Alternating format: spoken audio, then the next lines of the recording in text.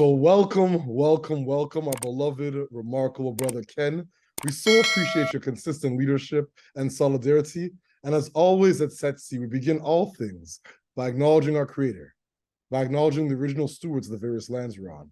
We acknowledge all our ancestors, all those who toiled without compassion or compensation, all those whose bones lie at the bottom of the transatlantic, all those who said freedom or death. We acknowledge all our elders and community stalwarts whose shoulders we stand on as we build, share, and learn together for our collective liberation and sovereignty. So Ken, can you please introduce yourself to our listeners and viewers and share a bit about your remarkable work? Thank you so much, Victor. It's good to be here. A very good afternoon to you all. Greetings from Halifax, Nova Scotia, Atlantic Canada, for those of you who might not know where that is. My name is Kenneth Oguzie, and I am the President CEO of Africa-Canada Trade Investment Ventures. So as the name sounds, what we really do, we sort of facilitate, trade, business, investment between Africa and Canada. As a way really of sort of building that sort of relationships between the continent where I come from, Nigeria specifically, and of course Canada, a place which I've come to call home for the last 10 years or so. So really we sort of build that bridge. We are like facilitators, we are like connectors.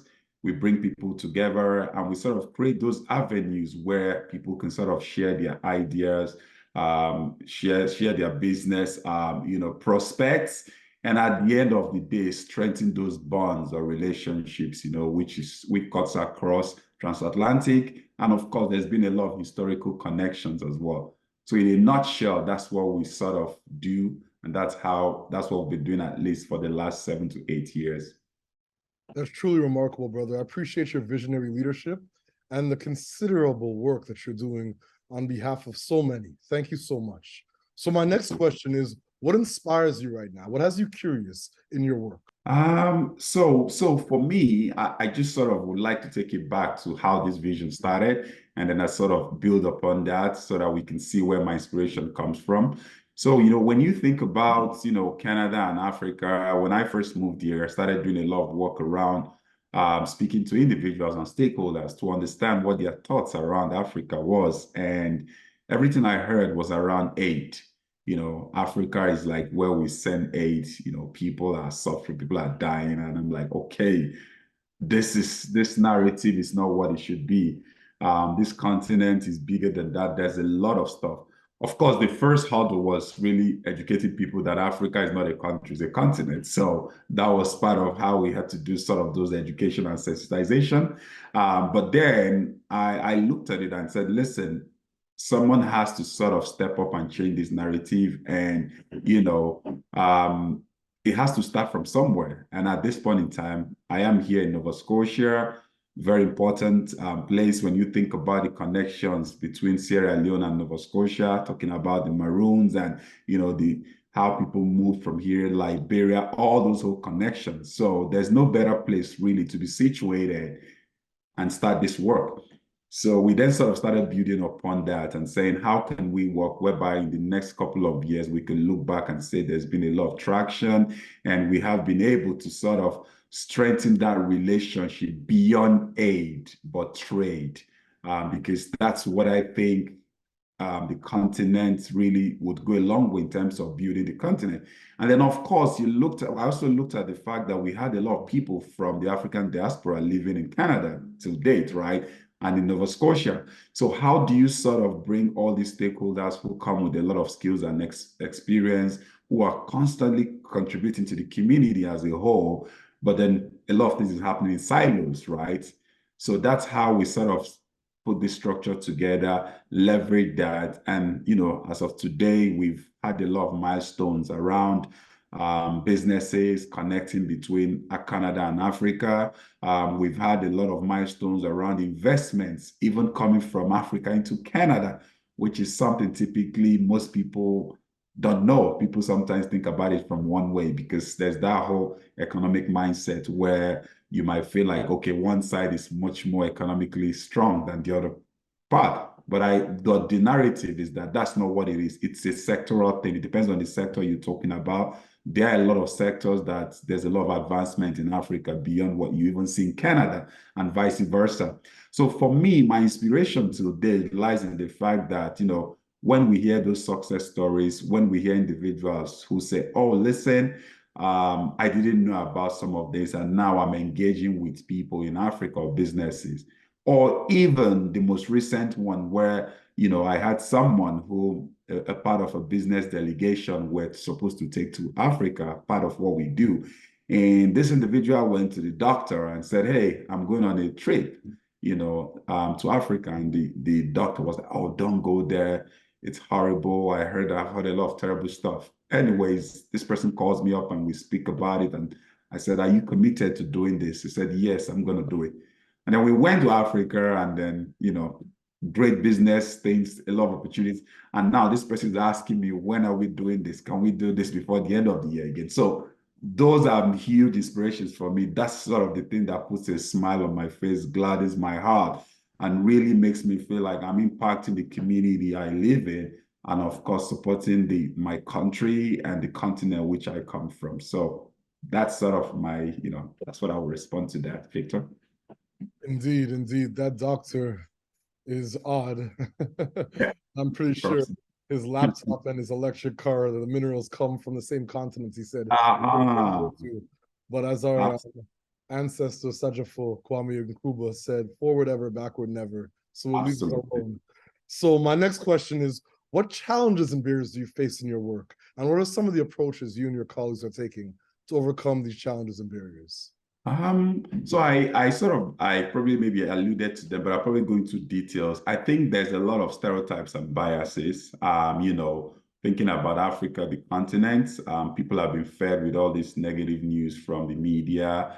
And of course, there's also the piece we can allude to racism as well, because Africa is pretty much a Black continent, and we know how, brothers across the world, there's still a lot of short-minded people, narrow-minded people who just sort of, create all these labels. And of course, there are a lot of amazing people as well, of course, like every other place. But I think those stereotypes and biases has been a challenge. A lot of individuals, the only news or the only information they have about the African continent is negative. You chat to them about opportunities, and you sort of want to pick their brains that, what do you know about Africa? And they say, oh, I know there's a couple of wars going on. I'm like, is that all? Do you realize this continent, there's this thing here, this is there, this is there, and then their minds start opening up. So sort of dealing with some of those stereotypes and biases, that has been a huge challenge.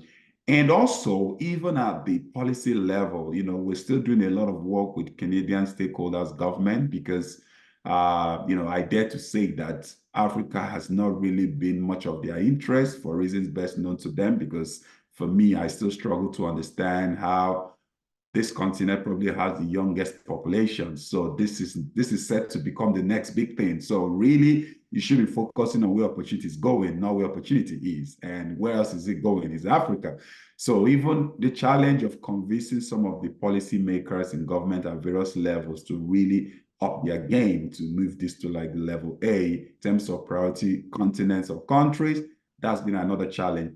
But you know what, for us, the approach we've sort of adopted around dealing with those challenges is, listen, you learn to meet people where they are, and education really helps in terms of bringing people from their ignorance.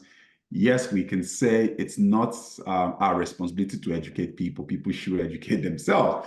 But then you need to realize that even sourcing for information in the right spaces is a skill on its own. So sometimes we've had to find ways to, meet people where they are, manage our expectations really, and find ways to sort of provide them with those resources and access, which can really change their mindsets and really sort of heighten their interest in terms of dealing with the continent or doing business with the continent. And another thing too, which I found out, was that there was a lot of times which we also overestimated stakeholders' knowledge. So you would meet people in top places and you go into conversations, and then you're thinking they have the baseline information, but they don't. So, that was a lesson learned whereby you go in, you spend the first few minutes figuring out where they are before you sort of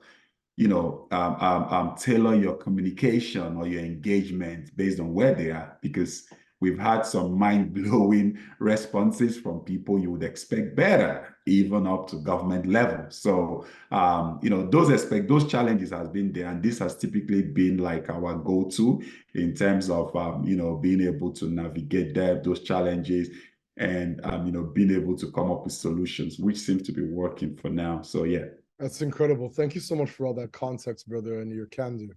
I appreciate your leadership as always. So, how do you feel about the future of relations between Canada and Africa as a continent?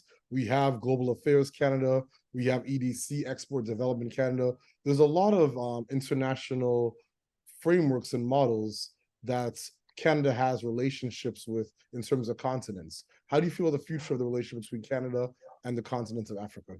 Well, I'm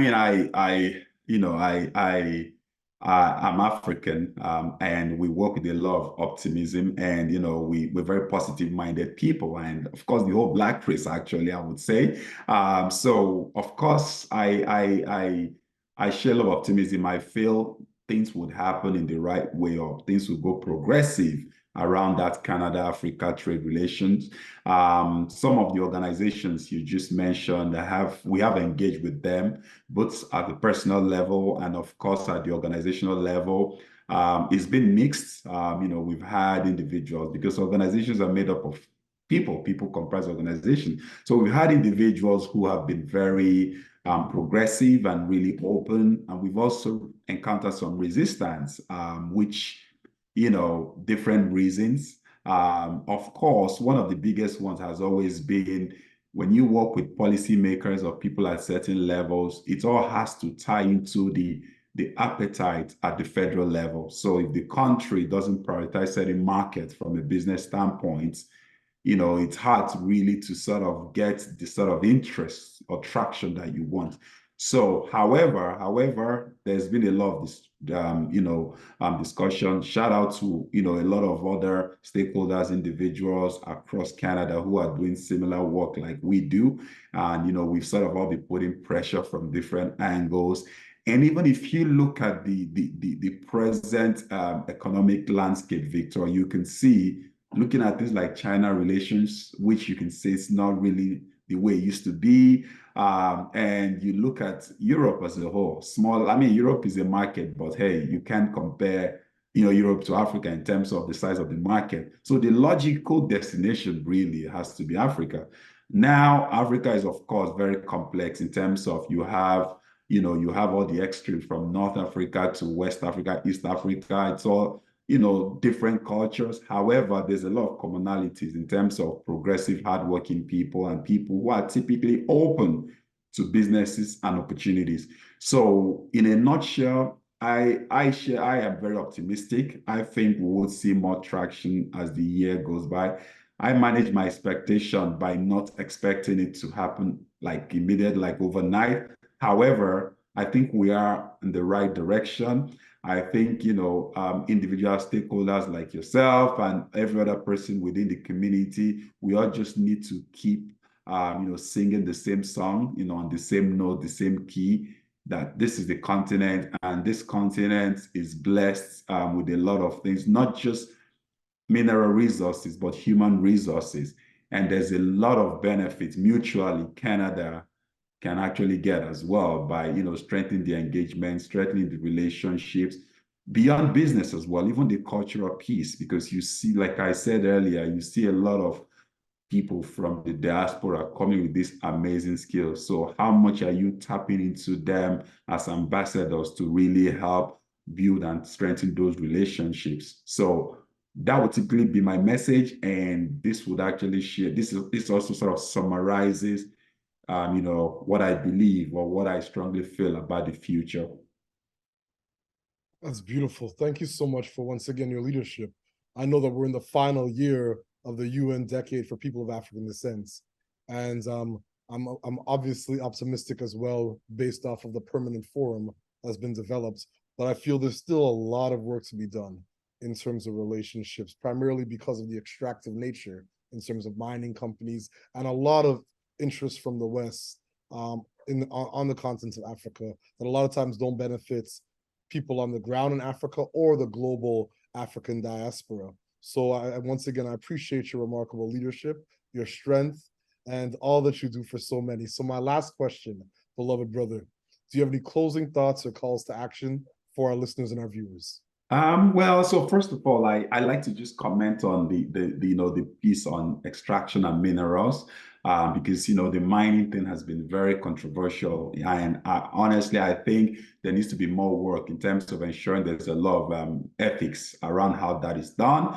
Of course, organizations like us, we push really against just raw materials. We think there should be a lot of value added more on the continent, because that's the way you can grow those economies and create more value and put more money in the pockets of those, those in the mining industry and all of those pieces, especially those coming from those communities where they don't have a lot. So I think organizations really should just look beyond that and also figure out what are some of the ways they can add value, to that chain and really support the origin of some of these minerals, which you and I, like you talked about, our mobile phones, our cars, and all of this, we all depend on or we utilize them, but we all need to step up to see how can we ensure there is more socially responsible business conduct, But my closing thoughts really would be to say, Africa is open for business, the community is growing, and I think we need to realize that we have a lot in common than we think. Let's take time to educate ourselves. Let's continue to, strengthen all the bonds that we share. And of course, for the Black people who live across, globally, it's interesting how, you spend time and you meet Black people from different parts of the world and you see so much similarities and you wonder, like, this is like, oh, you're in the Caribbean or we're all the way in Africa, but we do these things in your homes and you asking how, but that shows you that distance doesn't separate that bond, and those bonds are there regardless of geography or regardless of how long we seem to be separated. So my message just remains: we stay steadfast, we stay committed to the work, we stay committed to the cause, and at the end of the day, hopefully as time progresses, Africa will continue to rise, Canada will rise, of course, and of course the Black race collectively, we can grow, we stay unified, and hopefully we achieve our goals and the potentials we set out to do. Ashe, my brother. Thank you so much for your remarkable leadership. You make our ancestors proud. I know that you made notes of the mining situation across the continent. And a lot of times I think about one of our brothers. He shared one time that Manhattan, the area of Manhattan, was purchased for something like $17, like something ridiculous, because the peoples on the land did not conceptualize the land as something that people could own. To them, it was almost like, yeah, sure, you want to buy the air for $15, Sometimes I think about how our ancestors stewarded the lands and the waters, and the approach that we may eventually have to take in terms of that same level of vigilance and tenacity around stewarding land and water on the continent. And literally having that same sentiments that's our ancestors whose bones lie at the bottom of the transatlantic, freedom or death. This isn't our land, it's not your land. The land is a sasia. Yeah. So I give thanks for all that you do for so many, beloved brother. And as always, at Setsi, we close the way we began, by acknowledging our creator, by acknowledging the original stewards of the various lands we're on. We acknowledge all our ancestors, all those who toiled without compassion or compensation. We acknowledge all those whose bones lie at the bottom of the transatlantic, all those who said freedom or death. We acknowledge all our elders and community stalwarts whose shoulders we stand on as we share, build, and learn together for our collective liberation and sovereignty. Thank you so much, Ken, for all that you do for so many. Thank you so much, Victor, and congratulations on everything you do. I know the impacts. We continue to support individuals like yourself who are really doing a lot, contribute to the community, and keep doing it. And we see you, and we're always here for you. So thank you, Victor. Thank you, my brother. Absolutely.